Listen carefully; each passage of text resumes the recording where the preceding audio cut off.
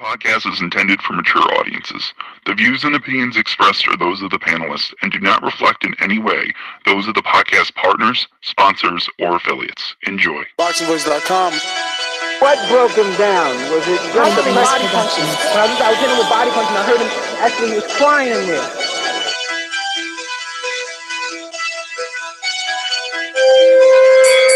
You're saying that Biggs was crying when you hit him? Yes. When did that happen? And perhaps the fourth round on. ThaBoxingvoice.com. So that you knew you had him by that Absolutely, time. but I knew he was tough and taking those punches. Quality Beyonce Productions.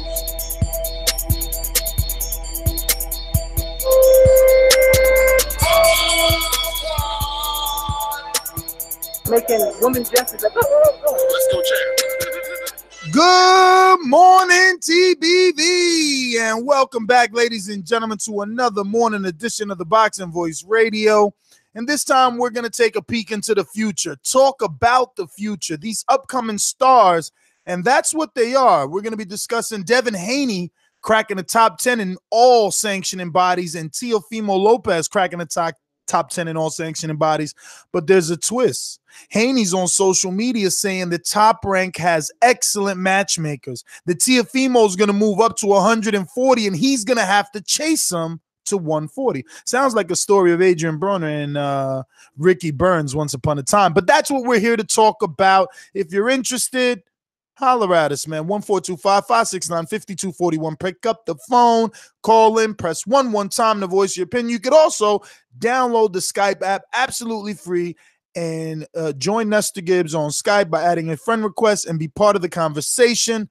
I'm your host, Nestor Gibbs, and we're ready to start.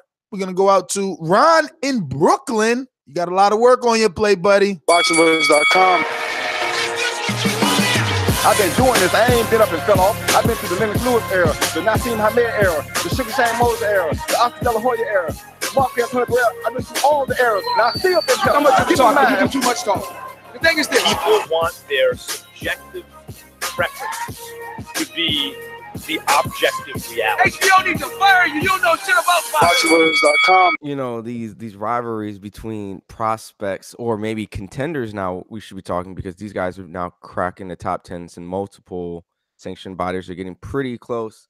And now this is probably the biggest fight that we can get outside of the championship fights between two undefeated guys in this division. Teofimo Lopez coming off of electrifying performances and knockouts and backflips, and Devin Haney putting on clinics and just easy, no contest displays of boxing skills. Two different styles with something like this would produce a fight in the future of the puncher maybe meets the boxer, or the athleticism becomes a fights to IQ. Like, there's so many different variables that you can put between these two guys. But I'll tell you one thing, they have sparring stories, and neither one of them match up.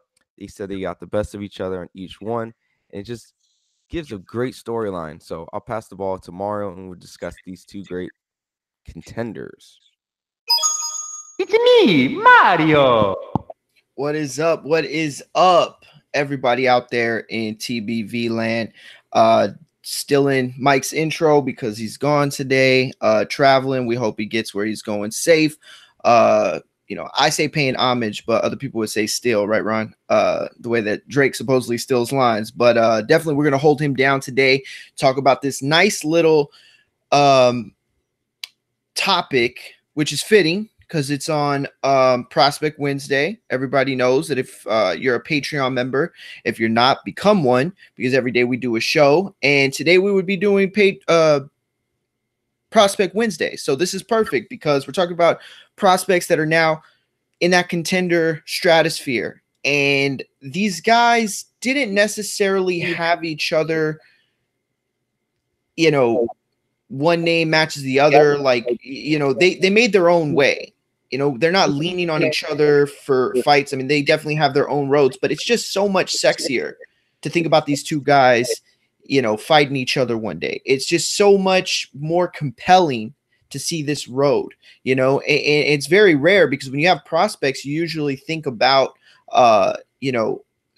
guys going up there and fighting the champions and whoever has the belt, and that's the ultimate goal. I always used to think about boxing kind of like Mortal Kombat, the first one, wherever like you'd go up a level and it was like everybody, but then you had that champion Shogun right at the top, that Guru was like that number one contender, number two contender, right?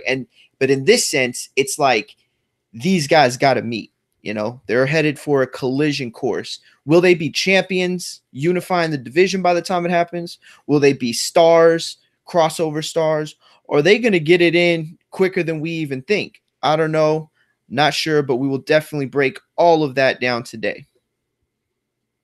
I think that's really the question, man. You got Haney acting like he's the more confident one. He's calling out the matchmakers. That was a little bit shocking. He did it on his social media. I don't know if any of you guys have it pulled up, but I don't know. I just feel like that's a little bold, especially when we're watching Lopez perform at a very high level. And I talk to so many fighters that say sparring doesn't mean anything. So I don't know what Haney knows that we don't know, that, he's like top ranks. He mentioned both. I can't remember the first name, but if you guys can find a tweet, he said Bruce Tramplin, someone else. He's like, that they're excellent matchmakers. He's like Devin Haney. He's like Teofimo's going to move up to 140 and I'm going to have to chase him up there. And it's like, whoa. But I'm worried, and unfortunately I have to take the angle of, will Bob make the fight? Will Bob think that it's a worthy fight of making right now, with Teofimo only maybe 10-0 and Haney being 21-0? Will they convince Teofimo that Haney has more in-ring experience, and therefore this fight needs to marinate? The dreadful word invented by Bob Arum. No, I don't think at all that at this point, if you're going to have someone beat this guy, it's going to be either your prized possession or have your prized possession get beaten by him. That's just how business works. And if you're going to take a risk at something like Devin Haney, where there's truly no reward besides the hardcore fans, it's not worth it. Teofimo Lopez is garnished a lot of attentions, a lot of highlights, all the promotion that he gets now, the backflips, and even probably can embrace the villain role in this chase for Lomachenko. You always got to have a heroine. You always have to have a villain for it to be a true sellout event. And that's how stars are produced. And so Devin Haney is his own promotion, his own company. And he's going to feel that type of way, that look at these guys, they're matchmaking, doing whatever they want, while I'm choosing my path. I'm doing things, kind of doing the Mayweather. And I compared this a while ago when I talked to Devin Haney, the Sugar Shane Mosley and Mayweather analogy. Sugar Shane Mosley was very easy for people to get behind him because he took risk and he was very excited and explosive and got the knockouts. And, Floyd Mayweather, even in his pretty boy stages, had some moments where he was more defensive, moved around. He wasn't the biggest puncher like Shane Mosley was able to get these crazy knockouts. So it was easy to go and favor Shane Mosley and put your heart there. But the better boxer was Floyd Mayweather. The better IQ at the time was Floyd Mayweather, and had a better, more long and successful career. So, well, listen, just some stats for you guys. Okay. Teofimo Lopez is 21. Okay. Devin Haney is 20. However, Lopez will turn 22 before Haney turns 21. Right now, currently, Lopez is ranked 6 in America, and he's ranked 34 in the world. Devin Haney, on the other hand, is ranked 3 in America, 16 in the world. Okay.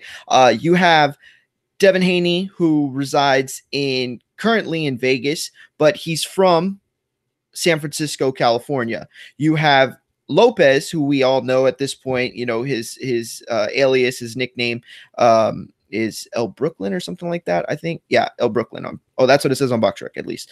And he's from New York. So there is so much that builds up this fight. You got an East Coast, West Coast type of vibe. I know it doesn't necessarily feel like that, comparatively, but it's there. that's an angle. You know, they're both in their early 20s, separated by a year and a half at the most, because Lopez does turn 22 in July, July 30th, and Haney turns 21 in November. So, they're right there with age. They're right there with rankings.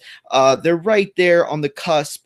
But going back to Ness's point, the fight, you had brought up, I don't even remember who you brought up now, but it was a good comparison. The Sugar Shane Mosley, Floyd Mayweather. Yes, definitely that one. And then the one that Ness had brought up too was a good one. But the one that I was thinking of, the fight, I guess, and not style-wise, not anything but marinating was the key word, was Gamboa Lopez. That fight was ready to happen. It should have happened. We never got it, and it got overcooked, and this isn't even close to that level. These guys just cracked the contender spot. I'm not suggesting these guys fight this year. I'm not suggesting these guys even fight next year. They definitely have a road. However, what makes these guys so enticing is that they are good enough that you can visually see both of them holding titles when they face one another, unifying this division. And I think that's what brings this to a stratosphere, all by itself, and separates it from other guys that have come up along the same timeline. And eventually, we wanted them to collide. I don't know, man. I think that you got to give credit to UK and the UK promoters, because I remember James DeGale and George Groves, 13-0, maybe 11-0 at the time, and they got it in, man. And it didn't damage either one of their career. Both went on to be world champions, maybe even multiple times world champion. And look, man, we can't be afraid to put these guys in with each other and see what happens. I understand about building and promotion, and that's a promoter's job. But I think that this is a good fight right now. So you wouldn't mind seeing this fight happen right away? I mean, Teofimo's performing at a level that indicates he's ready for a title shot. What better way to prove that than by knocking out another red-hot prospect contender? Who was the one that did that? It was Daquan Arnett, and it was somebody else, Ness. You brought it up a while back on the show. And Eddie Gomez. Eddie Gomez, yes. That was such a good fight between two guys that were undefeated, that had seemed like and look, I'm not going to say that either one of those guys looked the way that, currently Haney and Lopez look, because these guys have a level that is just, it's phenomenal, and the thing is like, one of them is fun to watch. Look, they're both fun to watch. Haney's definitely fun to watch, but there are times in his fights where he's definitely more strategic, I guess, than Lopez. Lopez, on the other hand, he's exciting and he can box. So it's like I'm not going to say that they're like yin and yang necessarily, but they both have benefits or positives that enable each other. Ron? They have X factors, I would say. And this is my honest opinion, and this won't negate what Teofimo Lopez has. I'm not playing that game, but when you sit down and go down the line, I personally think Devin Haney is a better boxer over Lopez. Now, the X factor that comes with Lopez is he has pop. And granted that you're going to get hit in the sport, is how well can Devin Haney take these shots, or the test is, man, maybe Teofimo Lopez is that great of a boxer because he's able to compete against Devin Haney, which is alluded that he is the superior boxer. So that is the X factors. I think Devin Haney is the superior boxer, and Teofimo Lopez is a great boxer that has athleticism, which he can compensate with this, the boxing skills with power. So me personally, I wouldn't be against this, but as fans root for this fight, that becomes something that the fighters know, or the promoters know, and they're going to keep them away from each other until the time is right, because we are glamorizing these two guys together in a ring. We are picturing these guys having a competitive, fun out fight. And at that point, there is a lot of other great guys that these guys can step into, and that's the route they're going to go for. Anthony Crowell's out there. Maybe Jorge Linares comes down from 140 if he doesn't stop. fighting because of he just came off of a loss. Mercesito Hesta. Some of these guys are ranked above them. Robert Easter Jr., someone that Devin Haney wanted to go after. If That's a these solid guys fight. able to beat the prior champions, the Ray Beltrons in that division, they can still get that same credibility while being able to save a mega fight for them in the near future. Because Roy Jones was someone who was coming up who didn't have his arch enemy, until Bernard Hopkins was able to kind of come in the division later, or Roy Jones was criticized for not having an opposition, his equal, or not fighting. So you don't want to blow your load when it comes to the business side. But these two guys, like Ness was saying, if boxing fans weren't fickle and we were allowed to have these two guys fight now and then later fight later, like Bernard Hopkins and Roy Jones, then that would be awesome. But the promoters are not going to do that. Listen, one of the reasons why I wouldn't want this fight to happen right now is, okay, we can't forget that Lopez is 12-0, okay? He has 10 knockouts. Devin Haney, on the other hand, has cracked the 20 mark. He's got 21 fights with 13 KOs, okay? So I say this because Ness's point about Lopez looking better or he didn't say it like this, but I'll say it like this. He looks better and more educated than his reference. Juan Manuel Lopez, who we often say is a marinator because of Bob Arum and Gamboa, he was 21-0 when he had won his title. He already had the WBO. I believe he won it from Ponce de Leon. Okay. It's not soon. I don't think it's soon. No. Maybe for Teofimo, but when you're talking about title shots. And that's what I was talking about. Yeah. That was my point, is with Teofimo, with them coming in togetherness, even though you're right, he does look the part right now. I think Lopez has room to grow in more ways than Haney has room to grow. I think Haney has all his tools. He's still learning to put it all together. I think that he will be better, but I think Lopez can grow more than Haney can grow right now. I think Haney is reaching that peak form. He's almost there. He's still putting it together. But I think Lopez can still get significantly better. And Gamboa was an Olympic medalist, gold, heavily touted. And he was around 18-0 when Juan Manuel had fought Ponce de Leon. So that's where the buildup started, because if you go back and you check, Ponce came before Rogers Matagua. That's about 5 fights later. Talk about marination. You're absolutely right. And then on the Rogers Matagua fight is where he looked vulnerable, and we see, Bob is playing. We almost lost this fight because Roger Matagua almost knocked out Juan Manuel Lopez. Then Gamboa came and beat the shit out of Matagua right after, and we really wanted the fight. So I'm just showing you, man, you can do it at this stage, because remember, Teofimo's kind of on that Lomachenko-Rigondeaux route. He's got 10 fights. Rigondeaux got his title at 12, and Loma got his title maybe at 3 or 4. Technically 2. We tried it 2, but how old was Loma though? That's why I said got his title. Oh yeah. Well, how old was Loma though? I mean, boxing age is different, right? It's like you're old in the ring, you're young in the ring, you're old out the ring. You're old.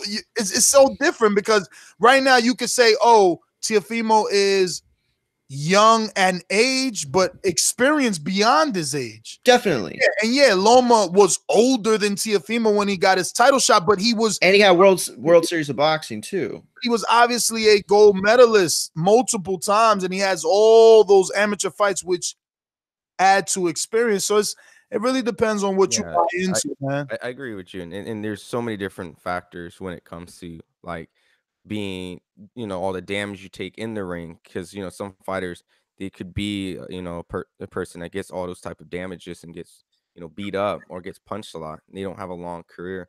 But I want to talk about the one thing, and probably why this became a huge interest amongst boxing fans: the Mason Menard knockout.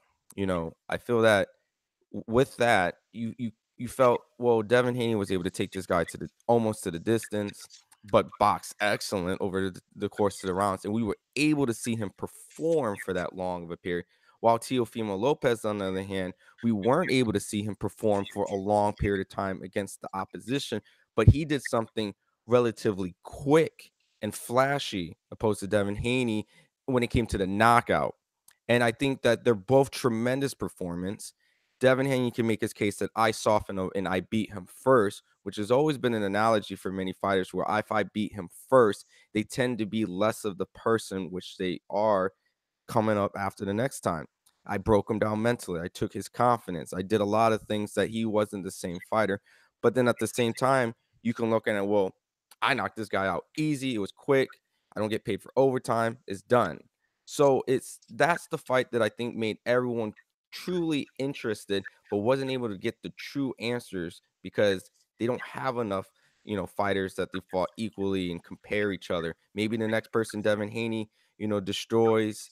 Let's see how Devin Haney looks against them, or Teofimo Lopez. And I bring this one last analogy, and then I'll switch it to you guys.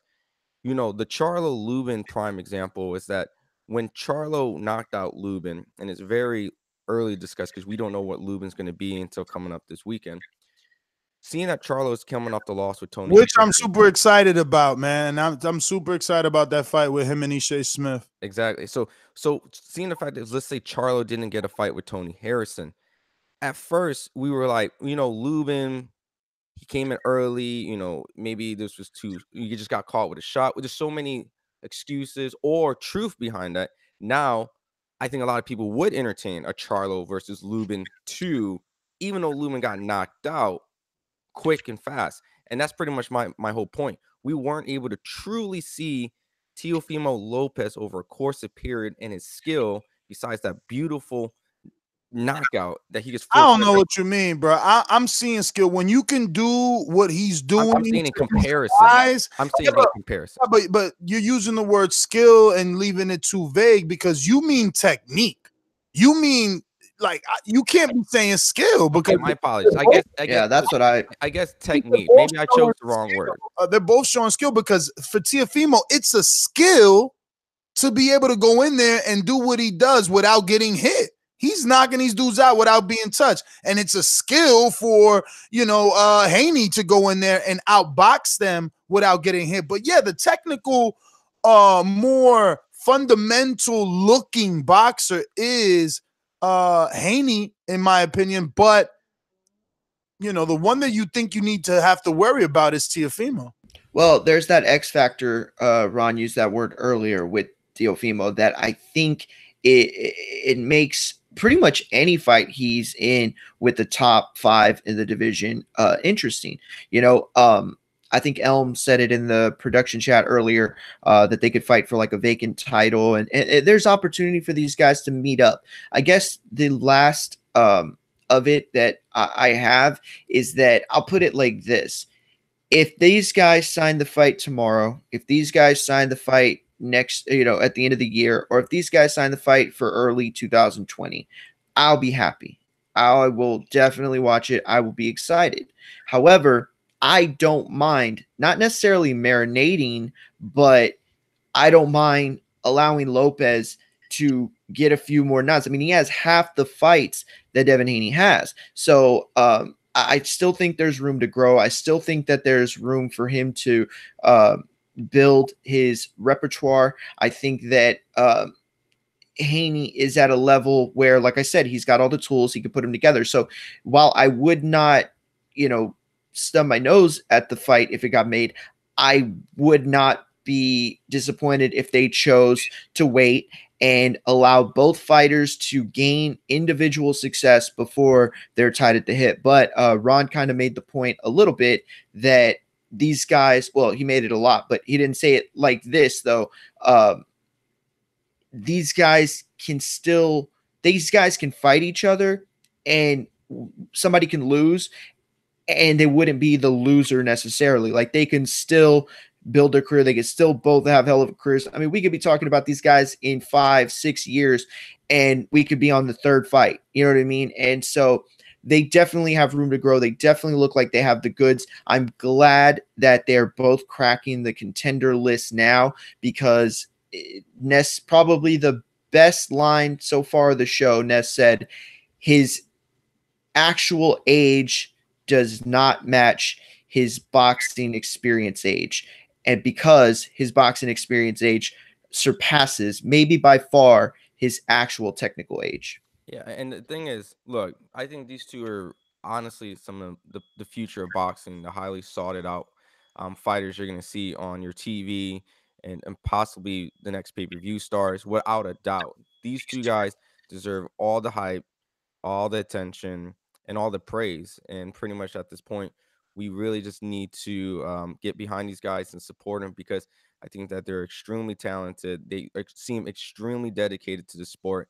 And there's an element between these guys that a lot of other fighters don't do, and Teofimo Lopez has been bringing it up. These guys are in a fight, and sometimes you get, the humble guys that are a little bit quiet, and they could be a great fighter. But to be a star in the sport, you have to have more than just great boxing skills. You have to be able to be a draw. Teofimo Lopez is proven time over time that he's a draw. He's exciting, entertaining, and he has a good mouthpiece. Devin Haney has been put in great hands, his own self promotion, and he's able to control what he wants to do with the same effect. He's getting people like Black China, selling out and headlining his own events. These guys are more than just a boxer. These guys are draws, and these kids are going to be superstars. And I really appreciate what both these guys bring to the ring and outside. I agree. They both have star qualities to them, and so I think that eventually they'll find themselves in the position and the division to make it count on pay-per-view. But regardless, I do believe they will be stars. Will they be crossover stars like the Canelos, like the Joshuas? I don't know. That's a really tall order for anyone, and that's, I think, highly unpredictable in this day and age. You just never know. It takes a look, it takes a talent, but it also takes a lot of luck, to become that crossover star. Danny's accomplished it to a degree, but at a time it looked like he might get it, fully and completely. And even though he has done a lot and he's definitely crossed over to a degree, he's still far from that number one status. So you never know, but these guys, that the thing that I like most about them is that they don't seem scared to fight. They don't seem like they're going to protect their records. They don't seem like they are going to be hesitant to take the tough matchups, which includes each other. Yeah, and like I said earlier, what they came to the shared opponent barometer, Ricky Hatton, Floyd Mayweather, Manny Pacquiao both fought him. Sure, it took Floyd a longer time, in a period. Manny Pacquiao comes and fights the same opposition and flattens him, gives a better, pleasing, quick, short, horrendous knockout, and that's really where the barometer truly started when it came to Floyd Mayweather and Manny Pacquiao. So I think the Mason Menard, in my honest opinion, started this all, and I think it's going to continue because the fact that now these guys are wrong. I should have used my buzzer soundbite, bro. Remember that this is started from sparring, bro. This is them. They started it. This is what I'm saying. Like, I'm so happy we're in a generation where social media is this powerful. They've started this. Remember, we had Haney on this show tell us that Teofimo created this lie and that he and his father allowed him to run with it to build it up, because when they approached him, they was like, nah, we just trying to build up the fight. So Haney says on this show, yeah, so we let him run with it, but now he getting carried away. So that's why I sent y'all a Google search of Devin Haney versus. Okay, all right, I meant professionally. You're right. I'll give you that 100%. It all started in sport. I'll be completely honest. The first time I ever heard Teofimo Lopez was on a Floyd Mayweather podcast show where he sat down and addressed, I beat Devin Haney in sparring. I did this and did that. I was like, yo, I know who Devin Haney is, and I know he is synonymous to the word sparring because that's his whole thing. He didn't care if there was footage out. He was out there with Sean Porter. He was out there sparring Mayweather. Like, he was a young kid that performed tremendous in sparring. So I agree with you 100%, Ness. It definitely did start with sparring, and Teofimo Lopez went out. And now, like I said, for me, the first time I truly got to hear him speak was talking about how he beat Devin Haney in sparring. Yeah, it doesn't seem manufactured. You know, they definitely have some sort of rivalry. You know, I mean, look, y'all talk about where it comes from, but at the same time, I think it's embedded in them. You know, it spills over, and it could have been anyone at any point, but they seem to both be reluctant to, or not reluctant, that's probably the wrong word, but they don't want to share the accolades of being that up and coming prospect. And I keep saying prospect, they're reaching contender status. They don't want to share that accolade. They want there to be only a Devin Haney. They want there to be only a Teofimo Lopez. I think that drive makes these guys, you know, joined at the hip a little bit more. And, you know, the title of the show, you know, is like a race to the crown. I truly believe they see each other, whether they'll admit it or not, as a race. I think that neither one of them want to submit anything. I don't think that Teofimo wants to be sitting at home watching Devin Haney win a title first, and vice versa. And so I think they both want to accomplish things faster than the other. I mean, I don't even think they're truly trying to race them against each other. I don't know that they're racing them against each other, but I think that they're racing each other. You get it? Like, that's a good one. That's a good one. Networks, but it's definitely them. Like, Haney's definitely gonna take subliminal, if not direct shots on interviews when he gets his first title shot, because he's in control. You know, if he goes to the network and says, I want a title shot, and they don't provide it, he walks. And he'll just sign a lucrative deal with Top Rank and be on a bigger network.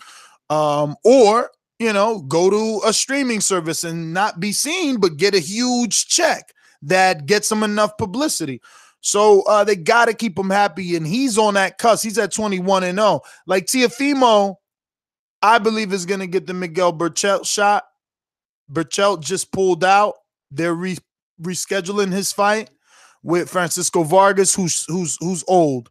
And not old in years. And you see, this is what we spoke about earlier. He's not old in years. He's old in rounds boxed, in wars taken.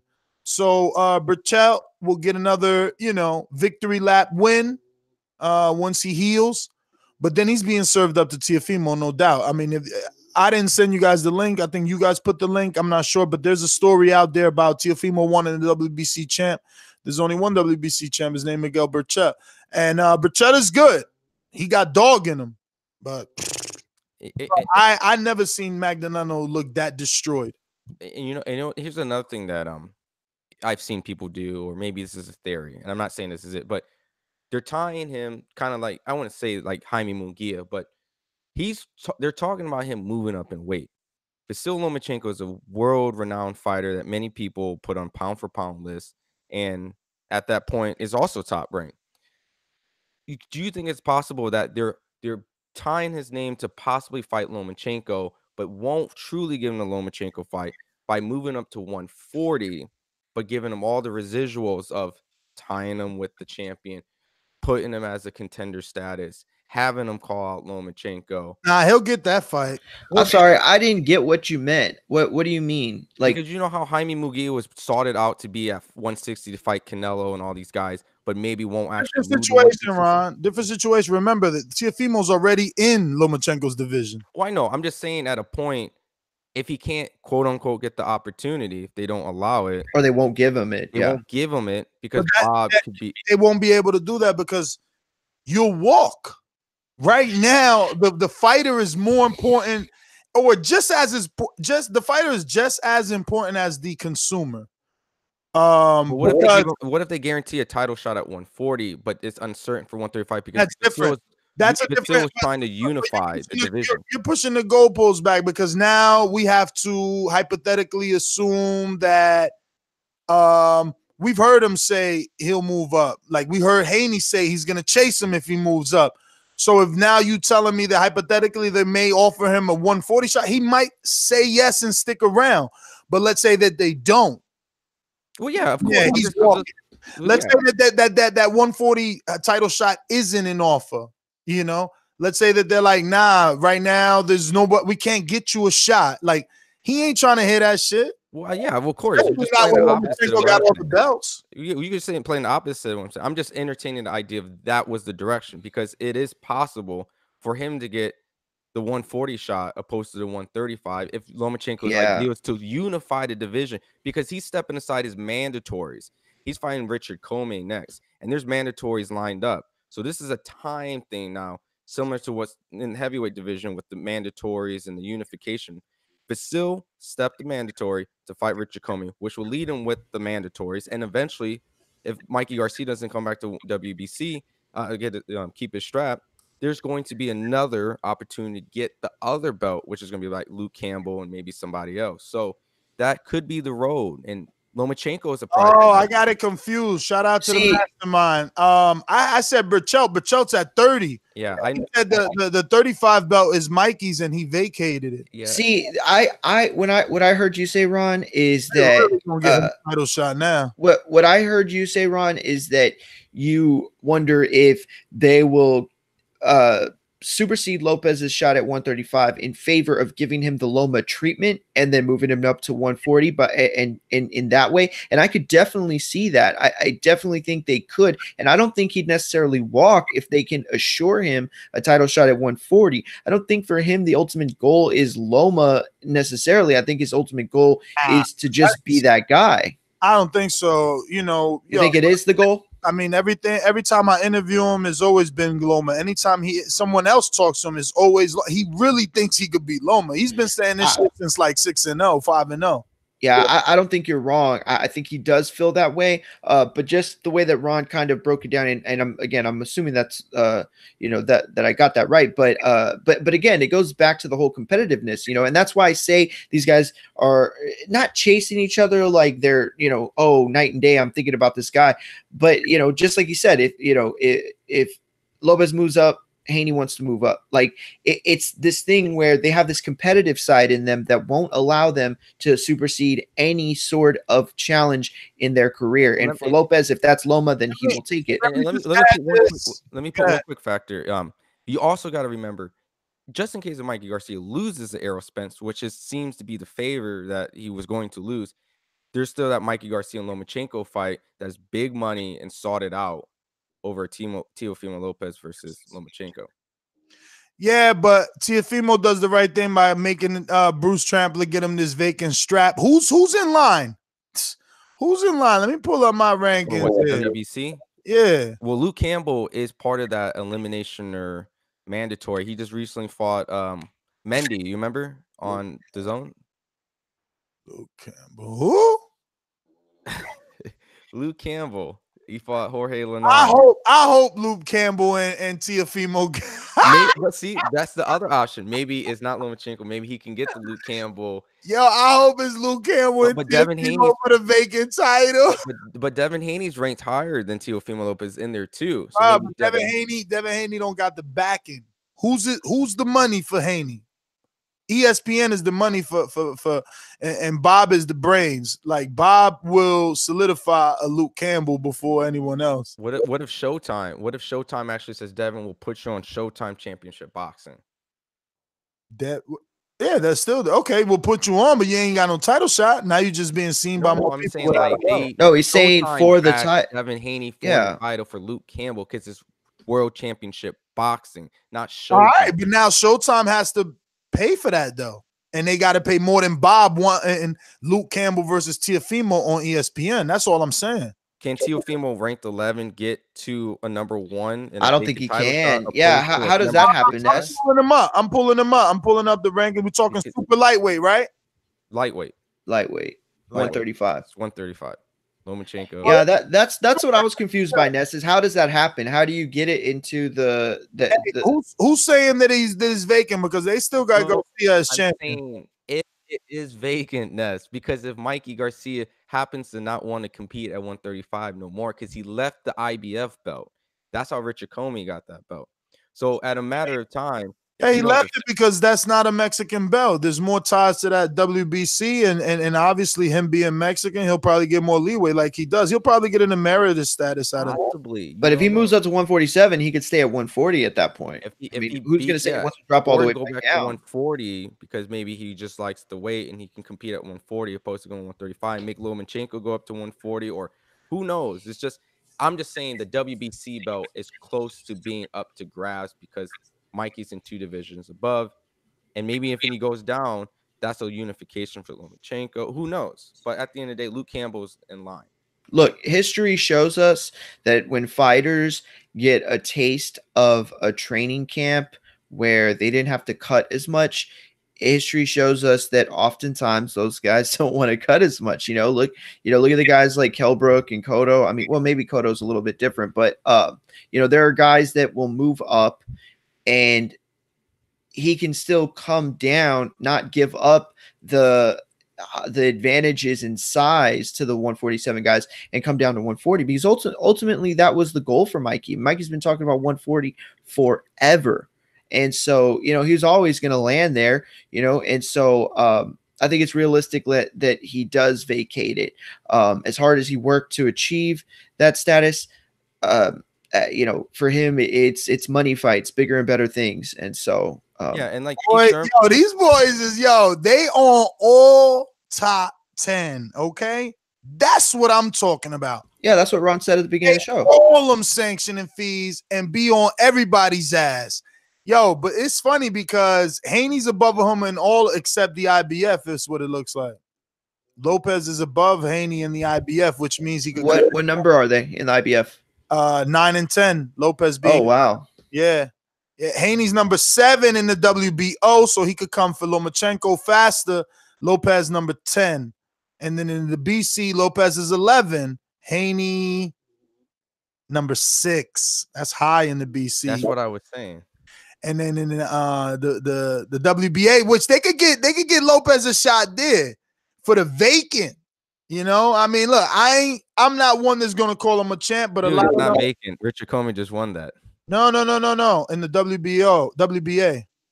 Lomachenko is the super champ. Oh, you're talking about the regular. I'm sorry. The regular is available. I'm not one that's gonna call him a champ for that, but there are people that will. Like, why is it even still a title at that point? Like, it's so stupid. I know, because WBA are corrupt and no one exactly pulls it down.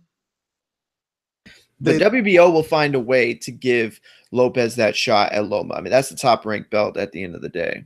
Top ranked sanctioning body. Yeah, exactly. So, but either way, I mean, look, these guys have clear roads. They do. And the fact that they're on all the top 10, I mean, that says a lot.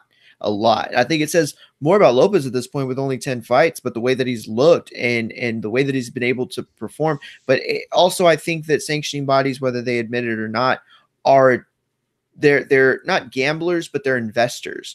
You know what I mean? They want to invest in guys, and they want to invest in guys under 2 criteria. One, that have money-making possibilities so they can get those sanction fees, and 2, people that are going to be loyalists. You know what I mean? People that are going to stay true to that belt, people that are going to play by their rules. And so it's tough because both of those guys seem like they are more interested in playing by their own rules. At the same time, championship's a championship. I mean, Fortuna's ranked number 4 in the WBC. Yeah, he is. But why is Corolla in the purse bid with Lomachenko? Because he won his last fight. Oh, because he's number 1 in the WBA, excuse me. Yep. I mean, he won that last fight. I think that was on DAZN or Matchroom to kind of set that up. How is Corolla ranked above all these guys? Well, he was a former champion. Bruh, but he lost. And what has he done since that loss? Yeah, it don't make no sense. He beat Ricky Burns and Edson Ramirez and Jordan. And when did he beat Burns? When did he beat Burns? Shut up myself. That was last year. Last year, right? Shit right now, but yeah, I'm gonna look it up myself. He won like 3 fights, and they got that extra money, over there, that money that can help out. I don't know why we're even playing this game. We could go through every single division and see crazy rankings. Yeah, exactly. Come on. It's what Ron said yesterday. Ron said perfect, or I think it was Ron. Yeah, it was Ron. That these rankings come with a sense of God, what was the word you used? Common sense. You have to use your own logic to. I can't believe this dude got 3 fights since Linares beat him. This dude, he is infamous for like staying in the cut and getting relevant again. Like he's another Amir Khan, this guy. Yeah, I watched all his fights. That's what I'm saying. Like I've seen every single after the Linares losses. They've been putting him on. Let's open up these phone lines, man. This is just that's disgusting. You need to apologize for that Amir Khan thing. Remember to rate us 5 stars on iTunes. These calls are brought to you by El Camino Electrical Services, experts in electric vehicle charging stations. For consultations and turnkey installation, visit us at elcaminoelectricalservices.com.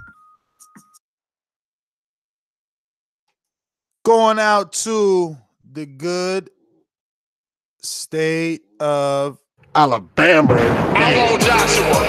Joshua, come and see me, baby. If he doesn't hide, no more ducking, no more dodging, no more excuses. ThaBoxingvoice.com. Yo, what's up, man? Bro, I think Teofimo is really gonna be the next face of them divisions. I think probably about 140, maybe 147, depending on where he stopped. But I think by 140, he'd probably be the face of that division and bring some life to that division. I mean, Prograis probably can too, but I'm just saying, Teofimo, he appealed to the younger crowd. He exciting. He putting people out. Like the way he did Magdaleno should have showed you how good he is. I know you, Ron, talking about he got what's the name Menard out too early, but I mean, what do you want from him, man? Like I didn't say anything like that. So you keep mixing it up, Javi. I said bro, we can't compare them. You can't compare him. He got him out. You couldn't compare based on the fact of a knockout, the true technique, what he can possess. Okay, so then we just saw him fight Magdaleno, right? Magdaleno is a decent fighter, right? He got a lot of fights on his record, and Magdaleno was a good test. He fought Magdaleno for 7 rounds and beat him for 7 rounds. Magdaleno really ain't getting much off against Teofimo. And you can argue Magdaleno. But Ron's talking about comparable in 2 rounds. Ron's talking about what's comparable by situation, though. To my point, I'm saying we don't have a fight to truly assess outside of just the great knockout he got. It's not a dismiss of his talent. It's saying that it would have been nice to see more time to truly be able to gauge the difference between the two, because a knockout is tremendous, but you can't see who does what better besides that amazing knockout. Anybody getting paid for overtime, Ron? You go work overtime. Damn, bro. He just did 7 rounds with Magdaleno and beat the shit out of him. Magdaleno might not fight again after that fight, to be honest with you. Like, it was that bad of a beating, dude. Like, yeah, but that's, again, he's not talking about just pure rounds. He's talking about pure rounds with similar opponents. Still in those rounds, like okay, but you can say the same thing about Manny Pacquiao Mayweather, Ricky Hatton. Manny took him out in 2 rounds more impressively than Mayweather. Mayweather beat Manny Pacquiao. Okay, I'm talking about some totally different. I'm talking about the same concept. I didn't say nothing about Menard. I said Magdaleno. Magdaleno ain't fought Haney. I'm saying that Magdaleno was a good step up, and Teofimo went in there and put on a show and beat the shit out of him for 7 rounds, dominated him, didn't lose a round, didn't come close to losing. Cut it.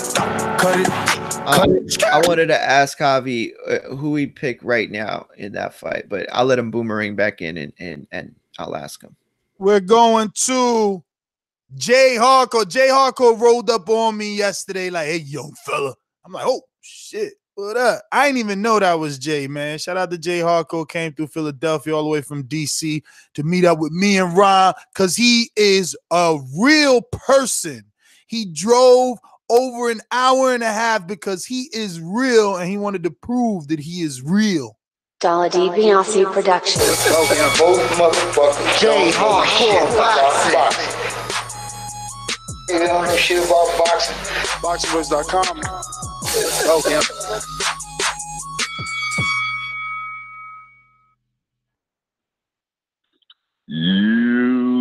What up there, my TBV family? It was definitely great to see you all yesterday. See you all making your action. One thing I can say about you, Ness, you don't stop, bro. You like an Energizer bunny. Boy. You did interviews all the way out the door, man. That was so impressive, bro. But going through this Teofimo and Haney, man, at this particular point, I feel, though, that Teofimo is ahead of Haney at this particular time. I think he done already tapped into his man strength. When it comes to technique and skill, I think Haney might edge him a little bit in skill, but when it comes to when it's about a fight and you all are almost 50-50, I think that dog is the one that's going to bring it out. I feel, though, that Teofimo is the one with the bigger dog at this particular time. I don't think Haney tapped into his man strength at this point. I still think that's going to be a fight that they're going to keep away from us for a while, because it's going to be a money fight, especially if they both continue on winning. Haney's a very smart individual. He's young. He already got his own promotional company. So they're not going to allow him to take so much risk right now, because they're building a legacy at this point. But I couldn't wait. I can't wait to see them boys fight. And I think they're going to be like Ray and Leonard when they finally hook up. We're not going to be sure who wins, depending on at what time they actually cut it. Going out to our co-hosts here in New Jersey, the amateur. I'm the best ever. I'm the most brutal, most vicious, and most ruthless champion there's ever been. There's no one can stop me. Lynch is the conqueror. No, I'm Alexander. He's no Alexander. I'm the best ever. There's never been anybody like me. I'm Sonny Liston. I'm Jack Dempsey. There's no one like me. I'm from Nairclaw. There's no one that can match me. My style is impetuous. All right. Whoa. Was that on him? Was that a samurai sling? I mean, yeah, I was telling Ron off air. Y'all niggas intros too long. Niggas got 30-second intros. Yeah, stop trying to dilute the champ. It's a podcast, not a motherfucking radio. I'm coming through swinging for all my Honduran people. All right. Teofimo Lopez, Devin Haney. This is the discussion this morning. Good morning, everyone. I'm a little late. There was a train in my way, but it's not there anymore. Teofimo Lopez, man. Yeah, yo, Ron, you keep talking like, yeah, you know, Teofimo, yeah, you know, but yeah, you know what? Just because he's not going in there and finishing guys off like let's say maybe like a Mayweather per se, you know what I'm saying, or you know, choosing his punch here and there. Because I see Haney as just like a stabber. He stabs you here and there, and he's out the way. I mean, when I see Teofimo Lopez, I see action. I see a risk taker, somebody daring to be great. You know, he goes for the knockouts. He does what he has to do in order to be spectacular and keep pushing that takeover. He's an entertainer, bro. Exactly. He's giving me hope right now to where like we could have somebody that's entertaining and getting this money and still protecting his O. You know what I mean? A lot of this Honduran. He from Honduras, baby. We come from a country of struggle, so he represents all of us. Let me get my get back on you, because the words you chose. I ain't even done. Let me get my get back, because the words you're using is words I said before you got on the air. I said I was listening. People like Lopez because of his risk taking. They enjoy it. He's more entertaining. He's good. And you said you were stopped by a train. I never called these guys hype trains. The train. No, I said there was a real train. I'm not saying you called it. Listen. You were stopped by a train, and I never called these guys hype trains. The train is moving, and I'm on the board on both of them. I think they're great fighters. Look, I'm not saying that you said otherwise. What I was saying is that get into the people they're actually listening and probably taking sides right now, right? It's like you were mentioning Teofimo in a shadow, in a light, where he's not as good as a boxer as Haney, and I'm getting a little bit of comments on the chat, and I'm noticing that like just because you see a guy that's not going in there and maybe, you know, staying safe, because that's what boxers actually do. They play it safe, right? You know, you got the Mexican style and not be hit. So, but when I see Teo fighting, I see all of that. I see risk taker, I see skills, I see all of it. So, in the amount of fights that he's had less fights than Devin Haney. And again, Devin Haney is a great fighter at his age. Much kudos to him. I got no hate, much love for him. But if I'm going to choose sides on skills, based on the less amount of fights that Teofimo has had, I see more skills, entertainment, growth, and future in him than I do in Haney. Regardless if Haney has his own promotion, regardless of all the backing that he has. You biased because you Honduran. You biased. No, you want to use that against me. No, but listen, Shane Mosley and Mayweather is the prime example. Like I said, people gravitated. They loved Shane. They picked Shane against Mayweather, even though it seemed the better pick at times was Mayweather. The more exciting, the risk taker, the entertainer, the knockout puncher, the fight friendly, more people gravitated and loved Shane Mosley because of the same reason why Teofimo Lopez. I'm not saying this is the reason why you should discredit Teofimo Lopez, but that's why this is so interesting. And that's the comparison, because you got someone like Shane Mosley and a guy that's obviously backed and similar to Floyd Mayweather. It's just a history thing. That's all. And let's talk about the amount of fights real quick, just so you could get in there, Mario. Like, no, go ahead. What you know, these guys have had difference in amount of fights, about like 10 fights, something like that. Yeah, it's about 10 fight difference. So it's 11 like, to be exact. Go back if you really want to start, you know, throwing out those numbers and yeah, this guy has more fights. Look at the people that he's fought. I mean, I'm pretty sure Devin Haney fought a lot of his guys in Mexico, you know, up and coming. He was just trying to get, you know, an experience or whatever. So it's like, yeah, you could say he had more fights and whatever, and he's, you know, has a certain record, but at the end of the day, who are you fighting? So at their early stage in their careers. Now, are we dissecting? Saying that at an early stage, you can't just be saying, oh, he got 21 fights, so he better. Nah, you ain't gonna say that. You're gonna say who he fought. Come on, you fighting paleteros in Mexico, and you think that I'm gonna, you know, give you all this credit right now? No. Who have you fought up to this point? I mean, and Teo has fought. He's mixed it in. He's mixed it in. I see Rafael Vasquez. I know him. But see, real quick though, look, Doomy, I don't know that. I agree with you, Doomy. Absolutely 100% right. Just because somebody has more fights doesn't mean that they would win or that they're necessarily better. However, the point that I made earlier is that I do think that you could suggest that at this stage in Teofimo's career, with only 10 fights, there is levels that he could grow that perhaps Devin Haney couldn't. I think Devin Haney's, or what I'm trying to say is Devin Haney's probably a little closer to his peak than Teofimo. Teofimo could still get better, and maybe by a bigger degree than we think, but definitely a wider range. If this is a, if there's a range, you know what I'm saying, then I think Teofimo is further back from his peak than Haney is. However, I would be confident in saying that even being behind in his peak, he could still possibly win this fight. But I think that what Ron said earlier holds so much resonance, because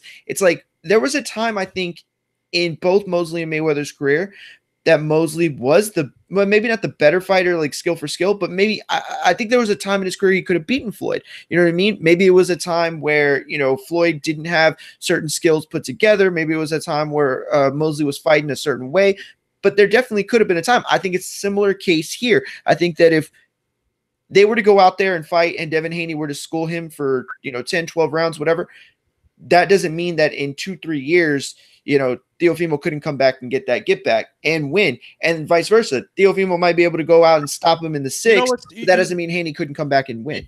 And you know what it is, Mario, with the you know, with the age difference between, you know, or the gap in the careers. I don't know how much of a gap there was between Floyd Mayweather and Shane start in their careers, or when they decided to fight each other. But the difference between these two young men now is that they're both coming up. Even though they got, you know, one guy has a little over 10 more fights than him, but they're both young and they're both coming up at the same time.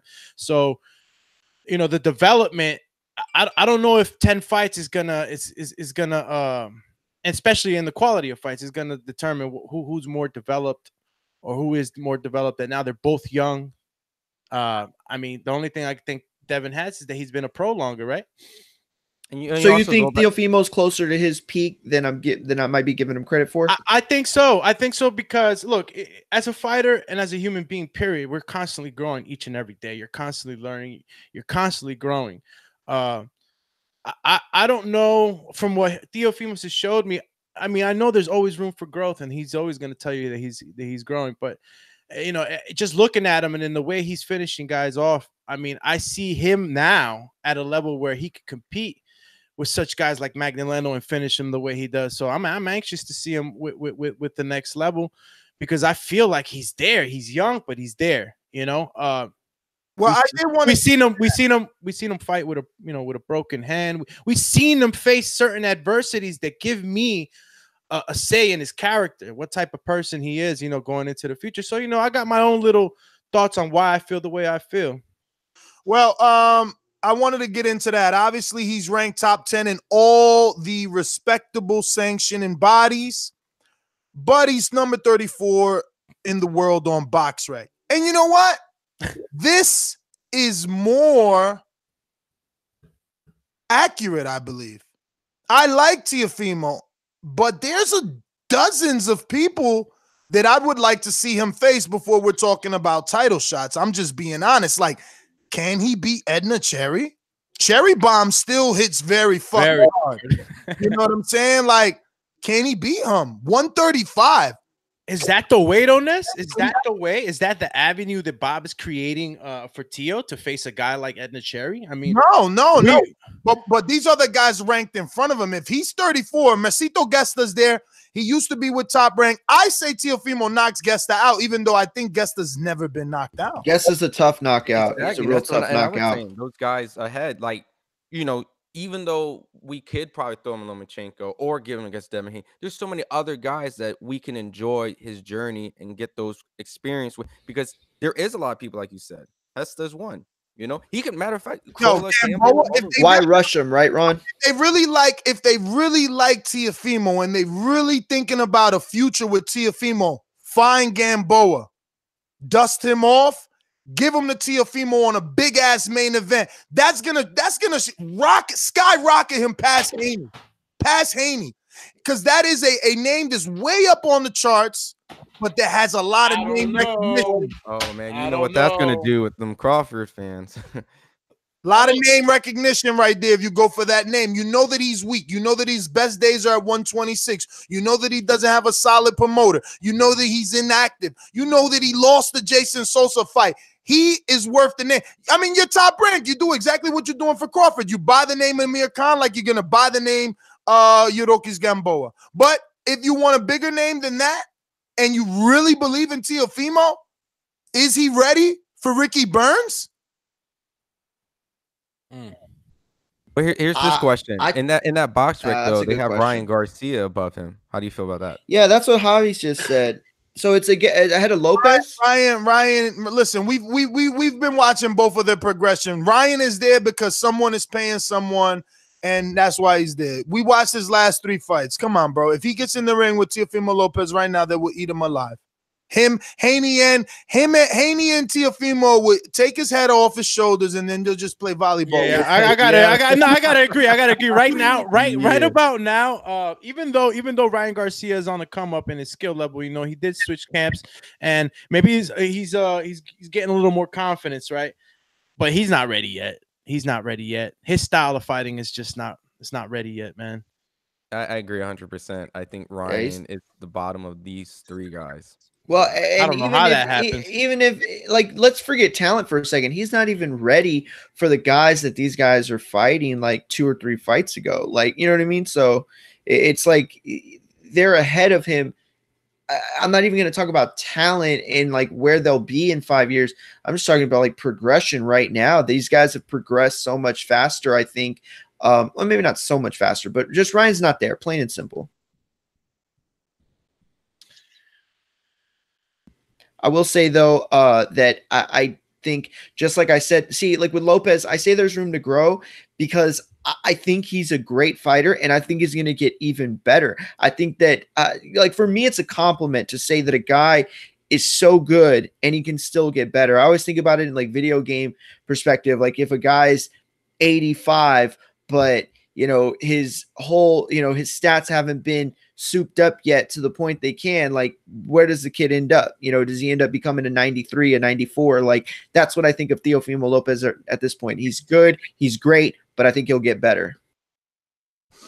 Yeah, I need I'm looking and I'm saying, why can't Teofimo just jump up and beat Anthony Corolla? You know what I mean? And then I know people are like, oh, well, you're being disrespectful, and that's Corolla to take that young boy rounds and outbox him. And maybe that's true.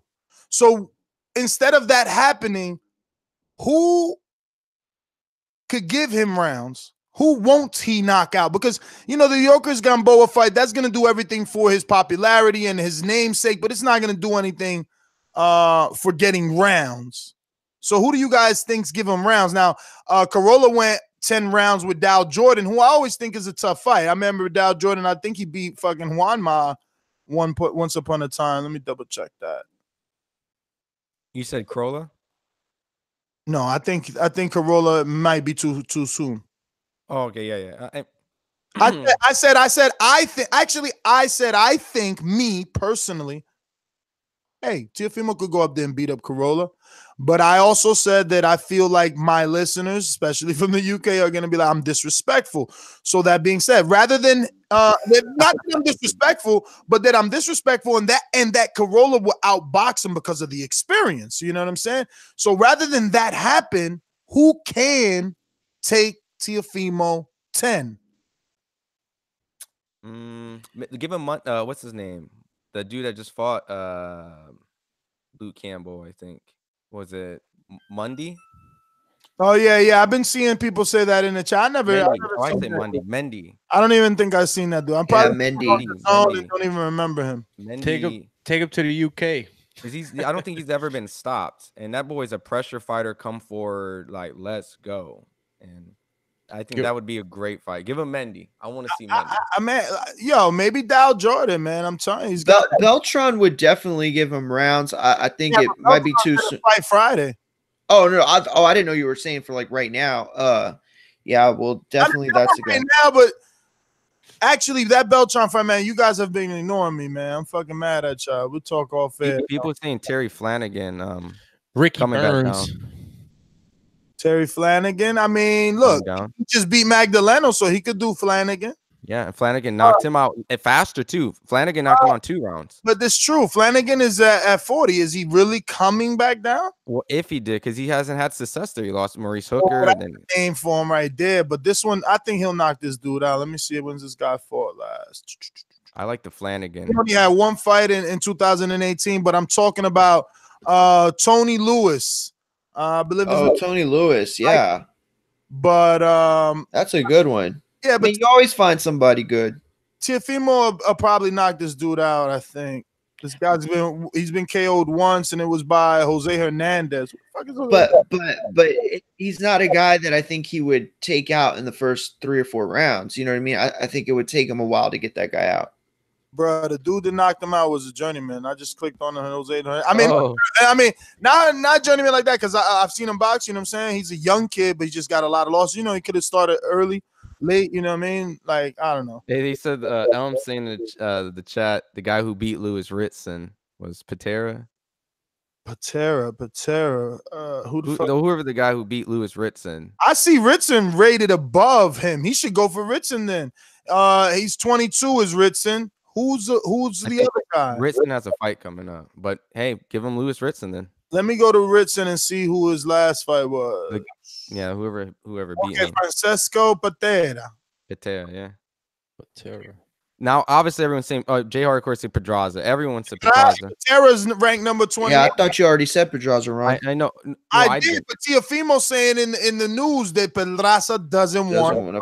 That's what I saw too. He's already spoken to his matchmakers. Pedraza doesn't want that fight, allegedly. But maybe Pedraza doesn't want that fight for no reason. You know what I mean? He feels like it's a step going backwards. He just won a world title. And then you fought Beltran, name in the division for a long time. Then you fought the biggest name in the division, Lomachenko, and then your comeback fight is going to be Teofimo Lopez, red hot prospect on the way up, or contender on the way up. Like it feels like a serve up. If you're Pedraza, so I can see why he said that. But let's get back to callers. He fought Tank, right? Not Loma. Who? Pedraza. Pedraza, yeah. Oh, okay, yeah.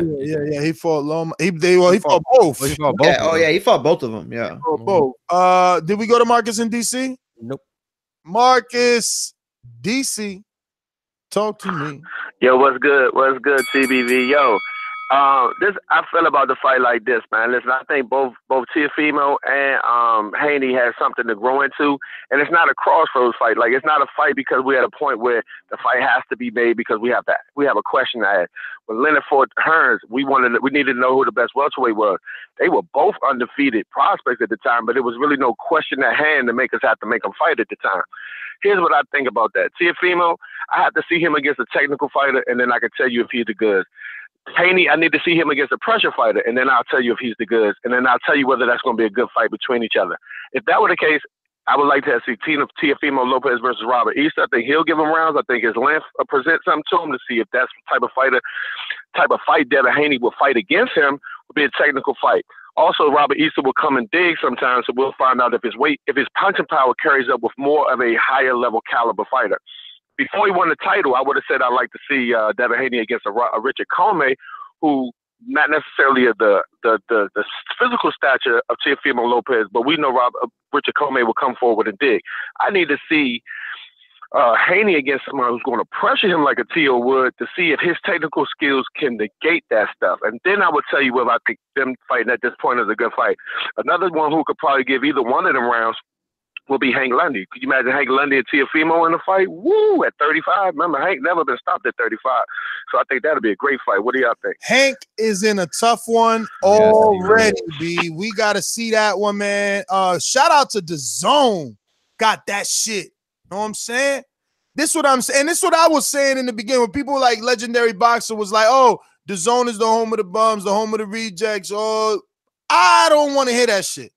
I want to see Luis Collazo versus whoever the fuck he fight, and I want to see Avery Sparrow, up-and-coming prospect. He's no different than Teofimo Lopez, except he don't got the machine. And I don't mean that to put him in that same comparison boat. What I mean is he's an up-and-coming prospect. You know what I'm saying? He ain't getting the shine because he ain't got the top rank behind him, but he's taking on a huge step. His nemesis is Chris Colbert, not Teofimo, okay? But he is moving to 135 for this opportunity. So respect what he's doing. Watch this shit on DAZN, and let's see if we can't make no money off that shit too, to be honest with you, B. Let me go out to Javier, you know what I'm saying? What up? Bro, quit. I don't like it. I don't like how y'all trying to disrespect Teofimo. He ready right now, man. Y'all talking about people below him and shit. Bro, I told y'all Lewis Richardson, we can get him out the way. Get him on out the way. And the Cherry, he ranked in the division below him right now. So these box not on BoxRec.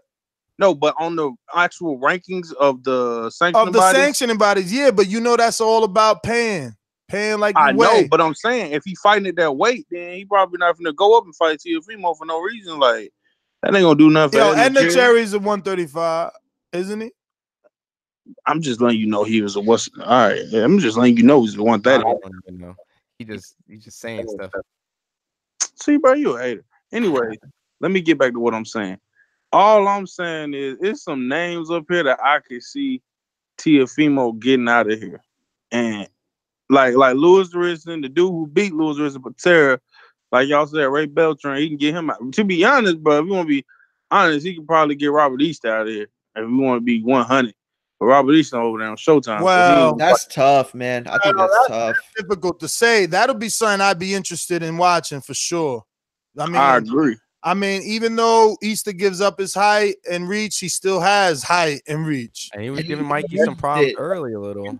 He uses it in a weird way sometimes. Hey, it's been rounds, bro. Tiff, that's what I'm saying, bro. Like, yeah, I think Robert Easter's like that's a fight like rounds. Teofimo to see Teofimo go. Exactly.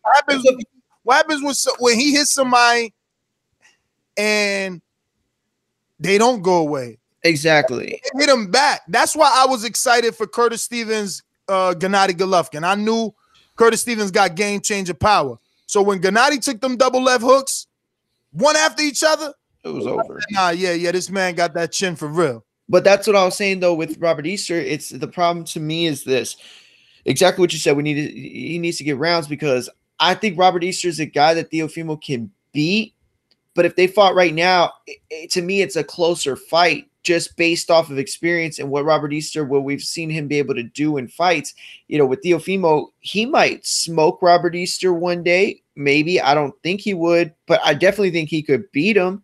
But right now, it's a closer fight than it should be because Teofimo needs those rounds to get to gain that experience to up his overall ability.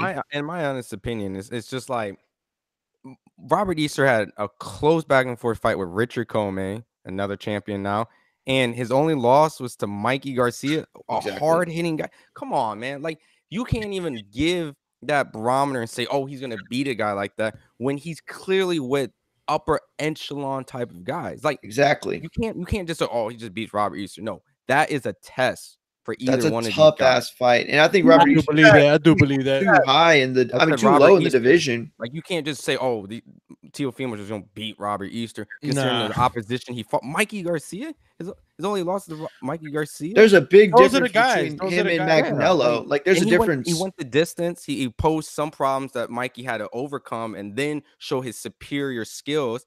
And man, Mikey hits hard too. Like so Ron, basically what you're trying to say is Javi's fucking stupid. No, I'm just playing. No, I'm just playing. Noah Cali was banging. What's popping with it, TBV? All right, man. What up, champ? First and foremost, yeah, you know what it is. First and foremost, Devin Haney. Well, I honestly, in my honest belief right now, the calm, collected boxer. I watched this man take apart. I mean, even though they're not A-class fighters, you just watch the way he systematically takes people apart, the way he just like will set you up from jab, like he'll jab and then he'll jab to the left of your head to move you right to slam that right into you. Like he's like levels above Teofimo as far as actual in-ring skills go. But Teofimo can bang. But how could you say that? How could you say that Haney's levels above in boxing skills? One second. All right, go ahead. Look at the in-ring execution. Like different styles. Wonder about what type of fighter that you are. No. It's a difference between you fought, right? You boxed, right? Yeah. Okay. So you know the difference between me just being in here with somebody and he's throwing punches and I'm just doing what I want, compared to somebody who actually, when you get in there and I have traps, I'm trying to set somebody up. You're actually seeing skill. Like you could see it. It's just like you see somebody like from a basketball court, right? You see somebody who hits him with the in and out, then blows by him, then comes back with the in and out, then a step back. You see so you see more technicality in Haney's style. Cut it. I'm just saying, it's true. You see more technicality in Haney's style. You see more of that boxer skill set per se. But like when you start saying that Haney's levels above, and you gotta understand there's more to boxing than just picking your shots. And there's thinkers in the ring, right? But then you got people that are great timers. That's a skill set in its own. So it's like when you say levels above, there's different skill sets in there, and you might not be able to point them out when you see Teo, but the skills that you're seeing in Haney are there too. Timing, setting up the shots, all that stuff. What I see in Haney more is that he has that technical. I could compare it to Floyd type of boxing style, where I see Teofimo mixing it up constantly. I see Teo mixing up constantly throughout the fight. I'll see him get into his Mayweather shoulder roll. I'll see him, go on the inside and switch it up to a pico. So I see more diversity, in my opinion. And again, it's not to say that the Haney ain't doing something, or the Haney's much lower in the fighting abilities or anything. I'm comparing these two guys fairly. But you can't just sit there and say that, oh, he's levels above because of it. No. And especially when you're seeing him compete against guys that he's in better shape, he's younger, faster. So it's like, come on. Emotional. Why you emotional? Bitch, you Hey, I like that side of Doomy, man. He's so the Honduran. I know. He's so unbiased with everybody, and he calls it down the middle. But man, he is a fan. He's a fan of Teofimo. For real. He gotta protect them. That passion. Yo, he carrying the country on the back right now. Yo, I hope Top Rank gives us a hometown fight. Let's go to Honduras, baby. Yo, can y'all believe Brandon Rios got a hometown Mexico Tijuana City fight, man? That's crazy, bro. Bro, that guy earned it, bro. No, listen, I hear you, man. I just wish it was a bigger fight. I would go, but it's fucking Humberto Soto. But let me get the Stainless in Detroit. straight to the point for those with attention deficit. I'm so repetitive, so I gotta repeat. Stainless from the streets to the deep. I'm coming with that heat. All you need to know about me, I'm coming with that heat.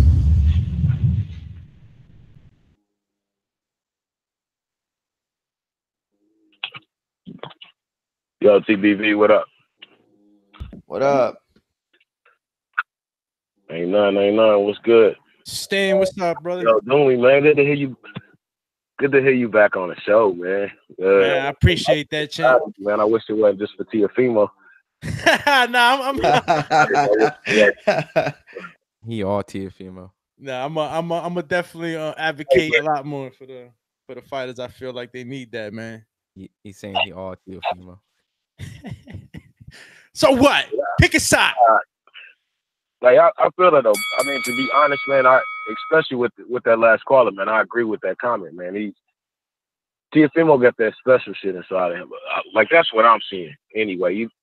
As far as his skill, man, you can see that he's got that skill that even transcends. That he remind me of Roy Jones in his prime. I mean, obviously Roy Jones was a superstar, but just the way he's able to just adapt to people's whatever their boxing skill set is, and then just supersede that. So I appreciate seeing the kid work. I mean, honestly, as Ron said earlier, you know what I'm saying? Most of Devin Haney's fights are in Mexico against. I mean, he might as well be Adonis Creed right now.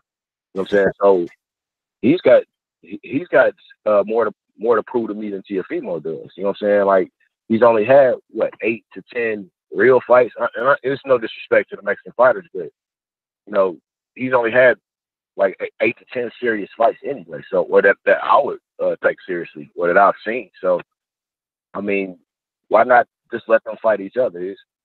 Marcus from DC made a great point that he needs to see them against fighters like that, but I think I just need to see them against each other. I'm actually just enjoying my blunt, and you know what I'm saying? I love these morning shows, man, because I'm awake. Apparently Doomy need to be on here because he was ready today. But I got to get off, man. I'm watching my boy change his water pump. I guess I should be helping him. As I always say, please make sure you push the thumbs up and share this in every episode of the Boxing Voice podcast. TBV for life, man. Fellas, keep doing what y'all doing because y'all doing it right. Peace. Peace, brother. Thank you. Hey, really quick, the chat, I don't know if they're doing this as trolling or not, but they're going like Teofimo, it's like Roy Jones mixed with Hopkins, mixed with Klitschko. Yeah, they're trolling me. They're trolling me, bro. So it's like Teo is like Sugar Ray and Kawasaki rolled in one. There's crazy. They trolling me. They trolling me. A little bit of only because I said that he does it all in the ring. A little bit of Chuck Norris in there. Yeah, like some of them are serious and then some of them are super trolly. You can tell it's like funny reading which ones are real and which ones aren't. Yeah. I heard he's the one that beats Godzilla in the new movie, and he beats all the rest of the monsters too, right? Is that right? Hey, if you got haters out there, Teofimo Lopez, you doing the right thing, man. You doing the right thing. I think those are more Doomy. I know, not haters, but I you know what I mean? I just want to we truly enjoy both these fighters, but the chat is pretty funny with this. They said Mike Tyson and Mayweather put together. What? I'm telling you, man. The kid, the kid showing. Look, yeah, y'all want to make fun of me, but the kid's showing a variety of skills, man. You know, I remember I heard Floyd Mayweather one time at a speech. I forget where he was exactly. What I think they were giving him a award. I'll look back into it, but he said that I took a little bit of all the fighters I grew up thinking or watching. I took my skills and I basically put it in a box, shook it up. And that's what came out. You know what I'm saying? And that's how I feel about fighting. It's like you have different styles, but you got to be able to have all styles because there's so many scenarios in the ring.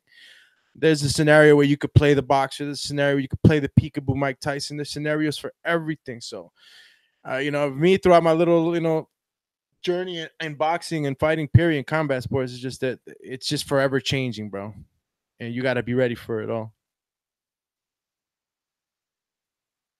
All right, let's keep it moving. We got Brandon in Cincinnati. Talk to me. What's good? What's good, TDV? Can y'all hear me? I'm at the gym. Loud and clear. We hear you. Oh, yeah. I like to fight right now, man. I like what Ness was saying earlier, man. We as American fans, we can't keep contradicting ourselves. We say, why we throw a fighter away after they lose one fight. Then when we got a fight with two young guys that's ready to go, we say, let's let it marinate. So we got to make the amounts what we want. Like, I want to see the fight right now, and if one of them lose, who says they can't still be a star? You get what I'm saying? Just like Ness said, with girls at Eubank and Billy Joe and Eubank and shit like that. I think they can both still be stars, even though one of them lose. So I want to see the fight now. As far as who wins, I think Teofimo probably edges it right now. I think he's underrated as a boxer. I just don't think he's been forced to see his boxing skills yet because he's knocking everybody else. But he's athletic, he's quick, got reflexes. That's why I compare him to Roy Jones, because they're quick, twitchy reflexes. Only thing I worry about is, Ron, you're right. Fundamentally, he is flawed, and he relies too much on his athletic ability. And once those athletics diminish, when he starts losing like Roy Jones did. Yeah, that's just my thoughts on it, man. I wouldn't mind saying that shit right now. And right now, I say Teofimo edges. That's my thoughts. All right, Brandon, thanks for calling in, brother. We're going to Gabe in Salt Lake City. Good morning.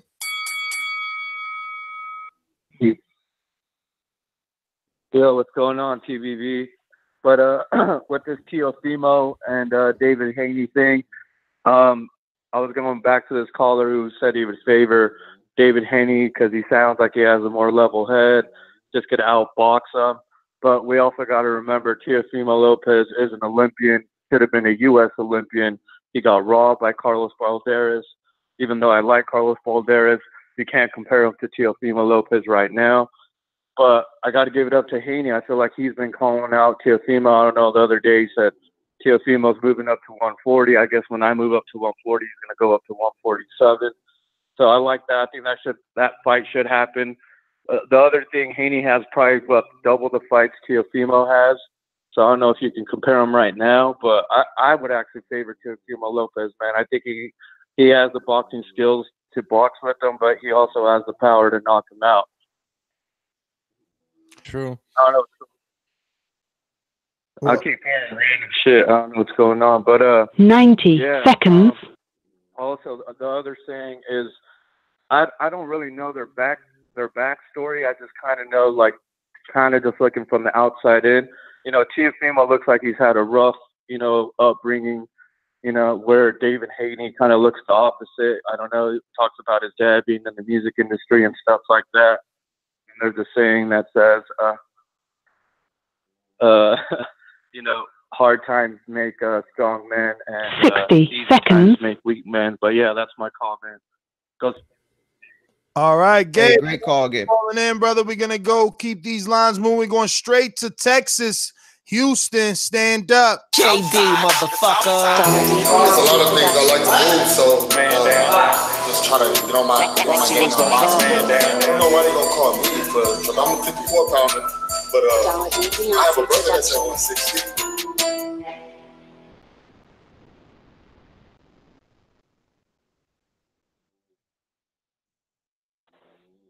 about this subject, man, look, as of now, I mean, realistically speaking, we haven't even got, Crawford Spence yet. So realistically speaking, I'll say this fight happens maybe 3 or 4 years down the line. I'm not into, getting my hopes up and, hoping that these guys go But at that's it right the problem, now. though. That's the problem. Right now. We can't keep letting these dudes brainwash us into believing that this is the way things happen, that all these fights have to marinate. Then we become the sheep that we laugh at. Now we're just following the line and you want moving to be along. Optimistic, Ness? No, I don't want to be You want to optimistic. be optimistic? We have to put the pressure on them now. If we wait for both of these guys to have a title, then Bob will be telling us it got to be on fucking pay-per-view.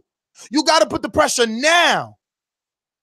Just saying, B. That wasn't your bell neither. That was just ringing. I hear you, but realistically speaking, that fight has to make sense. But brother, listen, it makes sense right now. I think if these two guys actually made the fight happen now, it would be something that would like go down in history. Two young fighters. Fucking trilogy, man. Like, why do you got? How old was Pacquiao Morales? You know what I'm saying? And I know that wasn't as young as these guys, but still, like, why do you got to be? Why do you got to retire? Like Pacquiao Marquez with 65 plus fights. Like, why can't you retire with like Ward? What's wrong with that? Ward was his best early. Ward was 15, 16 and 0 when he entered the Super 6. And motherfucking Teofimo Lopez and Devin Haney, they in that realm. Ain't nothing wrong with doing what Ward did. Why you got to do it like Marquez and have 100,000 fights or like Julio Cesar Chavez? Like, why? Why fight 10,000 bums and give us 3-5 fucking fights? Why? Man, if you invest all your money into something, why would you just speaking on the business side, I know we hate that part, but why would you just throw him out to, you know what I mean? Like right now, someone's sitting around a board meeting with the podcast plan saying, see, they understand. Even the hardcores understand. Look, one guy's bitter, but the other one understands. Don't worry about it. Let's just keep giving them the Solani Ondanis of the fucking world. Okay, so let me talk like you then, and then keep getting disappointed every fucking year. That's a lie. Like I that's said, a lie. That's a lie. JD, JD, come on, that's a lie, man. Listen, my short amount of years doing this, I've seen change, bro. We got streaming apps. It's on demand. The consumer is in demand. The fighter is in control. It wasn't like this before. Stop it, man. Fucking times have changed. Times have changed. And when's the last time you heard someone say boxing is dead? It's alive and thriving, and everybody wants a piece. When's the last time we got a fight of that magnitude? Two up and coming hot guys at the time. When's the last time we seen a fight does like it all the time. UK does it all the time. David Allen was in there with Dillian White. Look at where David Allen is at today. Okay, James DeGale, George Groves. I mean, dozens, man. These guys, man. But Haney and Teofimo got they got potential that those guys don't have. Haney got a gold medal, but you know, James DeGale had a gold. I'm talking about professional potential. Had a gold medal, and he went up against a red hot prospect who I thought had soul. But both these guys have the chance to be number one. No, here, Mario. Let me go. They didn't. You tell me those two guys ain't had a chance. Get him, Ron. Get him, Ron. They celebrate regional belts better than we do. Those belts that we have in our picture are totally different. We don't exactly. That's a loophole. Don't try to use the fact that they love boxing more as a loophole. So that's not what he's saying. Appreciate these regional belts. No. Forget belts. They don't care about belts. It was that fight. The Commonwealth belts, the English, all those belts are huge fights, and they have a piece. Like when you talk about Marquez and Pacquiao, those are all title fights. Roy Jones and Bernard Hopkins, that was for a vacant title. That's why they fought so young. So what are you saying, that this fight shouldn't happen till there's a title on the line? I'm saying that we don't appreciate the value of it. We will look at it as this guy here, as you know, we don't understand. Like, yes, we think it's a great prospect fight. But the UK, they cherish that. They really do that because they celebrate the regional belt in addition to what that meant when the two prospects come together, fight for that regional belt because there's significance. Because even if you lose, it's okay because it was for the regional belt. America don't know Devin Haney, bro. We don't care about the NABOs and stuff like that. We don't give the value. Devin Haney is the first prospect that I can remember with my limited memory that had an all access as a prospect on Showbox. Knock it the fuck off. They don't know Devin Haney. He was on show. He was on Showbox. And they get all access, bruh. Okay, but I'm telling you, when you're fighting on Friday, America don't know you yet. Saturday's the fight. Saturday's the stars. All right, that's they doing an all access, all you homie. Not when they doing an all access. That right there. That was to introduce him. It's proof that the machine is behind him. And if you want to sit here and say that they are, but the machine hasn't gotten enough steam behind it yet to reach America, to reach everyone that it could. You talking about Lopez? I think it will. You're right. But it's just not yet. Get a Robert Easter fight first. Exactly. Yeah, but we're not saying he can't get a Robert Easter fight first. But what you saying? They got to fight Robert Easter before they fight each other? That's what you saying? Why they can't fight each other to see who's fucking? No. Ron said it perfectly. Robert Easter only lost to champions, Mikey and Comey, 2 champions. Okay, so why the fuck do we gotta let them fight Easter first? Like Easter ain't fucking valuable. Let them fight each other for a shot at Easter, a former world champion who defended his title, who did what they want to do. What happens when you lose to a champion? You go to damn near gatekeeper status. You got now you got to do the gatekeeper. Man, your time is up, man. You out of control. Well, no, but he is that point. But that point makes sense though. What happens when you lose to a contender? Exactly. You get thrown away. This is even worse. Like the fact is, if you lose to a champion, you're like, oh, we don't want to see it anymore. Bro, you lose to a contender. We could play a game right now. We could play a game right now where each of you name 5 people Teofimo and Devin Haney both can equally beat. And this is what I'm saying. If they fight each other, they still could beat them 5 people. It's not over. Let's see it. Like we can say it, but let's see it. But that's my point. What's wrong with them fighting each other first? I mean, what do you want them to do? You want them to dip their hands in fucking glass and fight like that? Like you're talking about derailing their fucking careers, bro. Look, they're like, obviously crazy. Fighting each other is ruining their careers, but one of them fighting Gamboa is not. But listen, our market is different. They understand that if they lose, their prize fighting ability may be could be diminished because the U.S. market, the fans here don't. They throw them away. Like we don't celebrate the regional belts. Like maybe you should. Maybe we should, but Ron can't control that. Maybe you can't control that. The solution instead of being part of the problem, sitting here advocating for these young men realist because there's no title and because your American public doesn't pay attention. Maybe you should be sitting here saying this fight without a title is that everything that James DeGale and George Grove was all those years ago. This is what that is right now, and you should be making the public aware instead of saying no, don't do it. You're gonna ruin their careers. Well, we want it, but at the same time, we're realists. You obviously don't want it enough. We want it to be we want these guys to be rewarded for the risks that they're going to take. Even that. We're just being realistic. Like we can scream about this, but doesn't mean like they're gonna take it. Maybe Haney, but maybe not Teofimo Lopez's promotion team, because you gotta understand, Haney can call the shots, but what is Top Rank gonna do? I asked Bob Arum himself about what these guys want title shots. He's like, no, none of them are.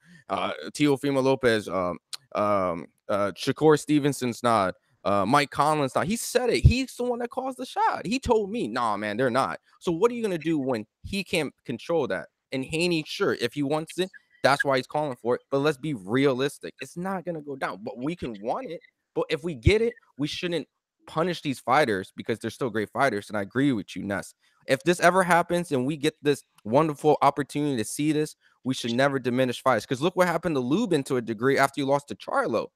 That like Lubin's fan base kind of went and jumped off. And I think Lubin's a great fighter. Yeah, but Lubin has a good manager now. He's backing him with a former champion who is, for all the hardcores, the right test to see, is he back? Is he done? Listen, I will say it's not over. And I'll say this: if Lubin wouldn't have closed the doors, we would have been on Lubin all over him. But people go through things. It's an emotional thing to take a loss. It's easy for us to say to fight and for those guys to fight each other, but it's different for them to take a loss. But Lubin, in my eyes, doesn't lose anything. He went in there with a champion. You know what I'm saying? And now he's going back in there with a former champion that shows what he still got left. Well, I'll say that. I'll say this though. I agree with Ness for one thing, and what he said is smart. We should be putting these guys' names together now. We should be calling for the fight, and not like in a sense that if they're not fighting, it's like Wilder and Joshua, like we're disappointed and we're talking shit. No, we should be calling for the fight now. So by the time it is ready, they've been marketed enough. We've built this fight up enough, and so that it does happen. And here's the thing, because I have people going, okay, well, let's see these guys not fight each other. There is fights to be made. Like, if you have this assumption, like Teofimo can beat Robert Easter, I think that's a great fight. Make it happen. Let's see it. Let's see the good fights. And I understand that Ness is saying this is a great fight here. Why can't we have 13-0s fight each other? Because of the fans. Okay, don't sit here and think that a lot of people would not support it. We have to all get together, like Ness is saying, and allow this to happen. Brother, where's Doomy at? Doomy, how many fights you been to of Teofimo Lopez? I don't think I've been to his fights yet. Exactly. I've been to his media work. I know you've been to the media workout, but that's the problem. Okay, in the UK, when James DeGale and George Groves fought, it was like 13,000 people. Yeah. You know what I'm saying? So can Haney and Teofimo do that? No, because these guys are not being promoted like they are over there. And over there, let's just be honest, they love boxing more. But look, we got to move on. We got a couple of boomerangers we got to get to. Going out to Canada. Real quick. No, just real quick. You know, I was listening while I was off. I was listening to you talk about Lubin, and I just wanted to just say real quick. You know, a lot of people don't give him enough credit, you know, of what he did, you know, stepping up the way he did, and in the fashion that he lost. A lot of people automatically counted him out. But I think that he was great. He dared to be great, you know, such as like a Mike Tyson tried to be great. So it's like you're trying to do great things. You're trying to solidify your name, and you're willing to take that risk. And I know for the businessmen in the sport, you know, that's not how to protect your investment. But you know, you have two angles to this sport, man. Either you want to be a legendary fighter, or you want to be a legendary businessman. So kudos to Lubin for him, man. I can't wait for his return. That's what I'm saying. Like, I don't know who was turned off by him losing. Like, yo, if anything more, I'm being honest, bro. I'm of the mindset where I was like, he got caught. He got caught cold. Like, I don't think it's over. I don't think I need to be proven that he ain't got no chin, that this is going to happen every time they hit him on the button. Like, and not even on the button, because when you get hit on the button, that's what's supposed to happen. So, like, I just don't believe anything yet until I see more fights, and I'm invested. I don't want him to go away because he took a knockout loss. And that's how we should treat everybody, and that's the thing. Like that prime example. You should be advocating. You know, not saying that it shouldn't happen. I agree, but I also have to be realistic, and I can't sit here and just be all optimistic. Okay, while there's three people being optimistic, well then I'll be the realistic one, because I don't think it's realistic. He's ain't gonna be the realist on this one because Teofimo's marketed and promoted by Top Rank. Haney's not. Haney calls the shots. Teofimo can't. Bob said no, we're not gonna get him a championship fight. We're not gonna put him in these fights. He has a lot to learn. That's the way. That's just how it is. That's the realistic point. You know, and if you look back on Bob's you know, track record and the way he brings up his fighters, it's just the formula hasn't changed much. You know what I mean? They're gonna. I don't know. It hasn't. It hasn't changed, but they did it with Bud, and they're gonna keep doing it the way they're doing it until you know. I mean, but nah. This kid's being rushed way more than Bud. You think so? What? Yes. The fuck? Who did? Dude, yes. but Bud fought in Atlantic City on the undercard of Gamboa, and he got dropped in that fight. Bud was not being compared to fight a pound for pound champion at this early in the stage, while people are still disputing pound for Crawford's resume. Oh, you're right. Well, that was also based on marketability too. I mean, you had Teofimo and you had a train behind him. I mean, Crawford had to make his own, you know, push when he got into that fight with Prescott. Oh yeah. That's how he got on. So going with that, Teofimo is rushed because you're talking about him fighting Lomachenko. Well, he's rushing. He's rushing himself. Yeah. Like, you know, but that's what I'm saying. You got to be following his career to notice. You got to be seeing his interviews on YouTube, and you'll hear it that this is what he wants. This is what he wants. But let's go to Jose. We talked enough. Popping all this champagne, popping all this rosé, getting money like Jose, chain cold, Norway. Shorty wants that full play. I'm like, no way. Gotta rock it like Coldplay, killing it. OJ, getting cheese like. Hey, yo, every time Jose's intro pops in, I'm dancing like I'm popping bottles in the club. I was dancing too. I'm not gonna lie. Thank you, Coach. Thank you, Coach. You know, it's so nice to see Doomy back on the panel, spitting his wisdom. You know, it's great to hear that again. I also must admit, like Ron, I really liked your point. You know, I think Ron hit it bang on, man. Like the Lubin Charlo fight was something that nobody got to benefit from, man. Charlo didn't get the benefit from it. Lubin got nothing from it. Like, you know, it didn't help anyone at all. And that was a great matchup. It made Charlo. It was the cornerstone of his career. How could it make him if he knocked out a guy that later on everyone's like, well, is he the real deal? Lubin was not. Lubin didn't show anything in that fight. So it was his defining moment. Okay, so name 3 more fights he had before that one. Well, I don't even know. Exactly. That's the thing, man. Exactly. No. Charlos, exactly. You're missing the point. You missing the point. The Charlos are like this kid Teofimo, man. They sell themselves on personality. Nah. Devin Haney has fought the same amount of guys that Teofimo has. The thing is, Teofimo has a golden personality. The kid's got that it factor, man, just like the Charlos do, right? So, I mean, that's the thing, man. Teofimo is much bigger right now at this platform than Devin Haney is. You know, every time Teofimo fights, I want to watch him fight. I don't even know who the hell he fights. I want to watch him fight because he'll always do something interesting. He's just got that charismatic personality, man. Right? So I mean, yo, boomerang me, man. Sailors, Boomerang, talk to me. Yo, I'm gonna have to agree with Ness, man. I don't know if Erickson Lubin was the best analogy to give, because the same thing happened with him as with like Peter Quillen. There was a long layoff and no promotion of his next fight when it came out. Like, you only heard about it on maybe this podcast if you had a reminder set up through the PBC calendar on your phone. Like, there wasn't a lot of promotion on that fight. I think maybe the fight before that. You know what I'm saying? They announced his comeback fight. So you can't put that on Erickson Lubin as much as the promoter. We as fans, the losses aren't really the thing that turns us off. If it's a good fight, it's a good fight. It might not be the same analogy, but who was it? Brandon Rios versus shit. They had a rubber match too. Matter of fact, they had a trilogy. Brandon Rios in the trilogy. Mike Alvarado. Alvarado, yeah. Mike Alvarado. Now, the only reason Alvarado fell off was because Alvarado was having all his side issues with. I think he had a gun.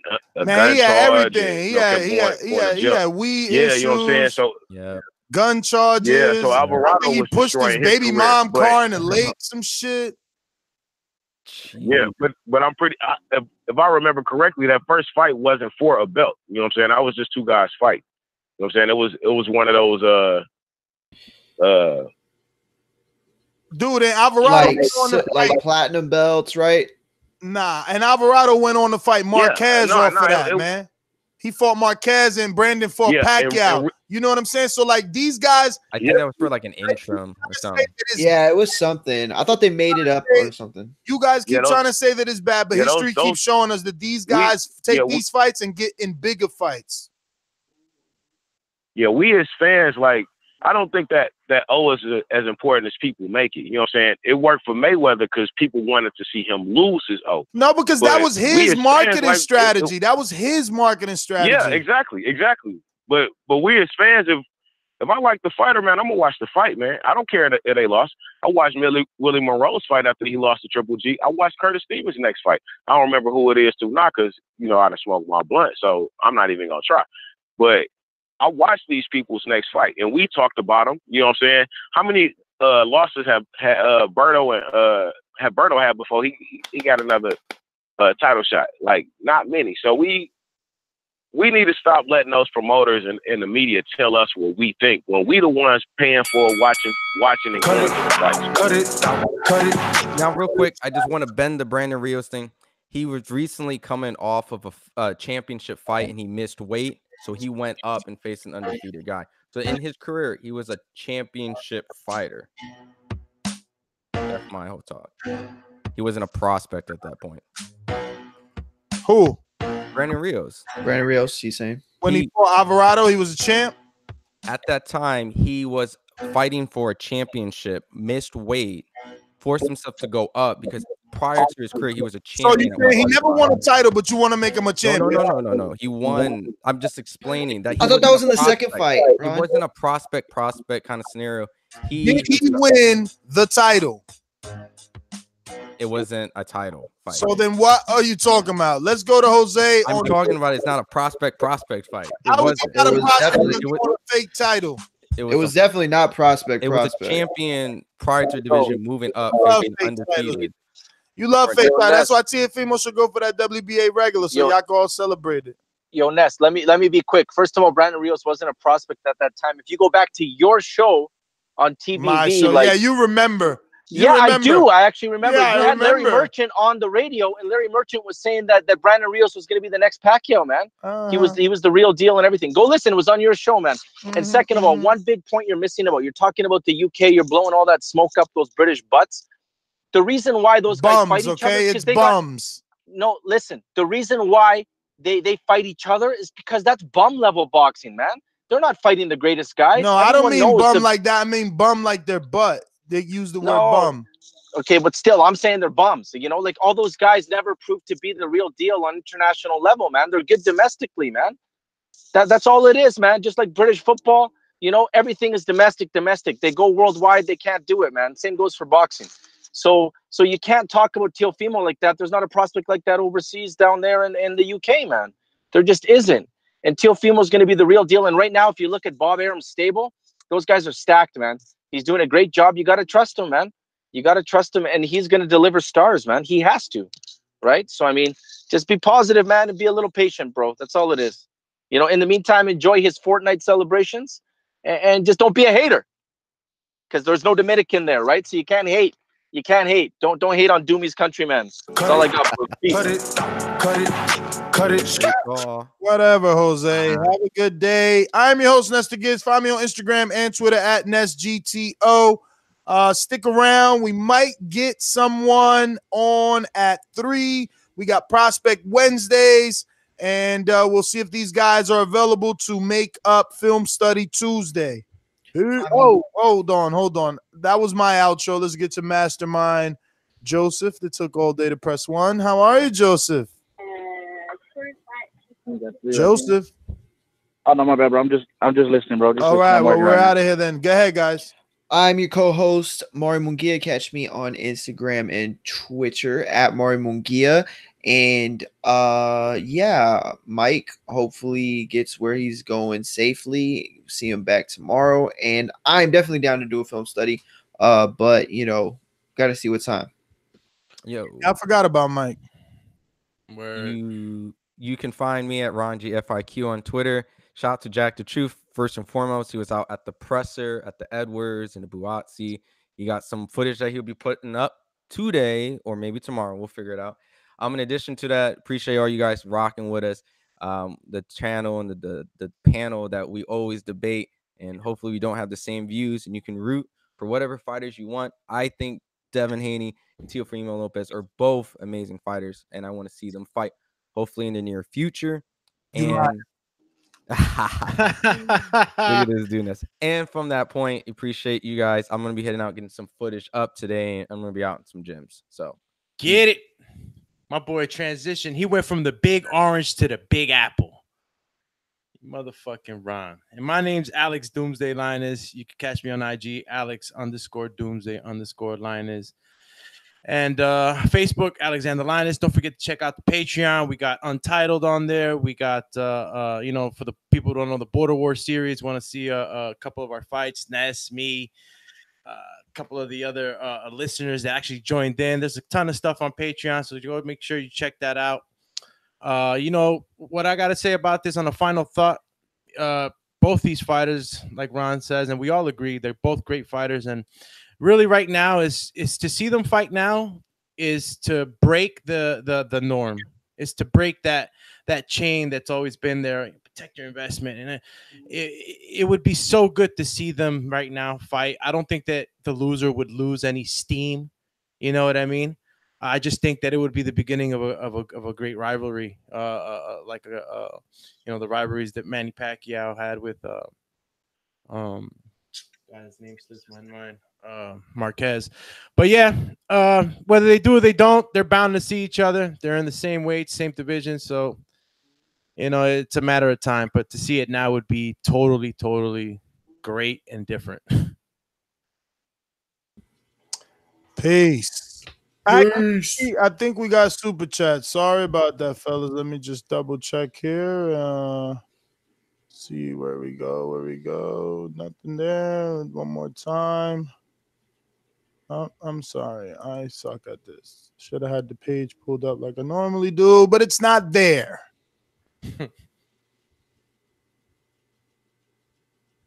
And we're still waiting. There we go. Damn, Ron know how to beatbox. Yo. You want to spit some bars over there? I was about to. Check it. We got a super chat from Shaka. And he says, isn't the point of boxing seeing who is the best? To me, it's the fight in the dog. If he is better, you lose. Everyone is not the best. Test yourself. We lose. Deal with it. That was for Ron. Shout out to Shaka. Harsh. Peace. Peace.